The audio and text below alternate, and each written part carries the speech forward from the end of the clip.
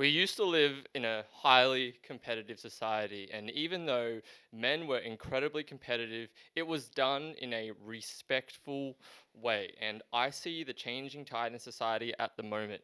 Andrew Tate coming on the scene, God bless his soul. He's not perfect, obviously, but I think he is a force for good. A force for good. Men are learning to become competitive again, but I worry. I worry as a wise old man of 28 who has lived the life of a 60-year-old, some 60-year-olds at least. I fear and I worry that men who have not been competitive for most of their lives and who are learning to be competitive uh, based on what Andrew Tate is teaching, and I'm not throwing shade on what Andrew Tate is teaching, but I worry that they're going to do it in an unhealthy way. Because competition can be done in a way that is repeatable and doesn't produce any harm for society. It only produces good. But competition can occur in a way that it produces harm. It produces harm to society because it inflicts genuine harm on individuals, which creates a lot of pain, and not just healthy competitive pain, but genuine pain and suffering for these individuals in a way that's not constructive. And then these individuals will seek to replicate that pain in others through their own behaviors, because judge a fruit judge a tree by the fruit it bears. And so trees that have good roots bear good fruit. Trees with bad roots, pain and suffering, bear the fruits of pain and suffering and evil.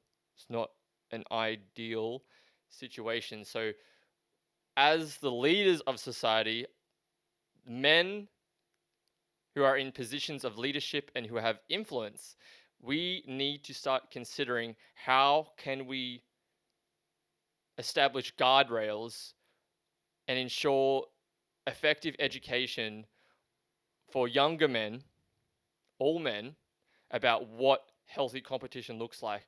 So I'm going to posit to you my thesis of what healthy competition looks like.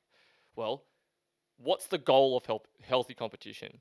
The goal of healthy competition is to ensure that competition can occur with, within men, between men, without producing negative harm to society.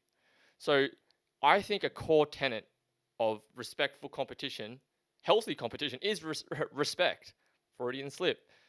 It's respect. And respect is, I'm not seeking to cause you genuine harm. I am just being competitive. And an example of that is in, say, MMA or any other combat sports. When you're sparring, you're not there to hurt them. You're there to train and increase your skills. So, the agreed upon rule set between both parties in sparring is, we're only going to go X amount hard. We're not going to do this, so we're only going to do this. And as long as we both adhere to that rule set, that's okay. And as long as we are both respectful to each other, that is to say, not seeking to cause genuine harm and pain, then healthy competition can occur, in my view, because you're being very respectful and you're taking the other person into consideration while you're both sharing the same space of competition and you're both seeking to win or dominate one another. And another way respect has influence on healthy competition, I like to use examples from fight gyms because I think they are the perfect example of this. You go to fight gyms, everyone's very respectful. There are some fight gyms that are not respectful, but those instructors are usually full of ego and in not a good way, because there are better and worse ways to have an ego and to utilize it for the benefit of everyone. But you go into very, very, very competitive fight gyms and they're very friendly, very nice, very respectful.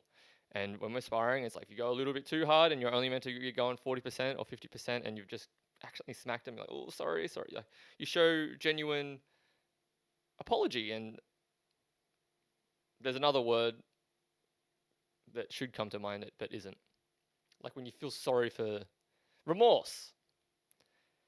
And I'll use another example. Like I was at a boxing gym like a week or two ago, and we were just doing body sparring, and I just have very quick reflexes, and so it's a little bit hard for me to temper them sometimes because I train in such a way that it becomes muscle memory. Like I put a lot of effort into not drilling movements that I don't want to actually have happen, because the more we practice a movement or do anything, the more we strengthen that neural pathway, in, and thus increasing the likelihood that it'll happen again and the speed at which it'll happen. Although that speed part I am not 100% about, so take that last part with a grain of salt. Although in my own experience, anecdotally, the more you do something, it does seem to get faster because you tend to use less of your brain when you're doing it because it becomes automated. Like when you're driving, when you're first starting to learn to drive versus you driving now, it's much easier. But I digress. Healthy competition. We just need to ensure that we stay within the agreed upon rule set.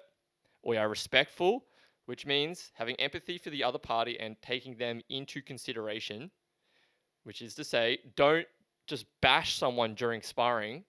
You're there to learn and to get better, not hurt people. We're not there to hurt people. Even though combat sports are about violence, there are better and worse ways to do it. If we're playing a game, you want to act in such a way that people want to play the game with you a different time.